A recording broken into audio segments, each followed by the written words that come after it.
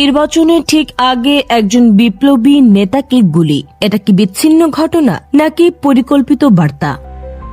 ঢাকা ৮ আসনের স্বতন্ত্র প্রার্থী ও ইনকিলাব মঞ্চের নেতা শরীফ ওসমান হাদির ওপর গুলিবর্ষণের পর দেশের রাজনীতিতে নতুন করে উত্তেজনা ছড়িয়েছে। এই প্রেক্ষাপটে বিএনপি, জামায়াতে ইসলামী ও জাতীয় নাগরিক পার্টির নেতাদের ডেকে ঐক্যবদ্ধ থাকার আহ্বান জানিয়েছেন প্রধান উপদেষ্টা অধ্যাপক মোহাম্মদ ইউনূস। রাষ্ট্রীয় অতিথি ভবন যমুনায় বৈঠকে তিনি বলেন, ফেসিবাদ ও সন্ত্রাস মোকাবিলায় রাজনৈতিক ঐক্যই সবচেয়ে বড় শক্তি। নির্বাচনের আগে পরস্পরকে আক্রমণের রাজনীতি বন্ধ করে সবাইকে এক কাতারে দাঁড়ানোর আহ্বান জানান তিনি।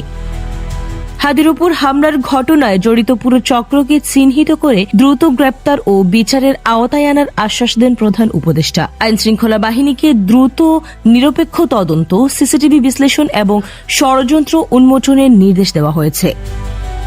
এভারকেয়ার হাসপাতালে জীবন মৃত্যুর সঙ্গে লড়ছেন হাদি। তার পরিবার ও সহযোদ্ধারা প্রশ্ন তুলছেন, যদি সন্দেহভাজন আগেই গ্রেপ্তার হয়ে থাকে তবে সে কিভাবে জামিন পেল?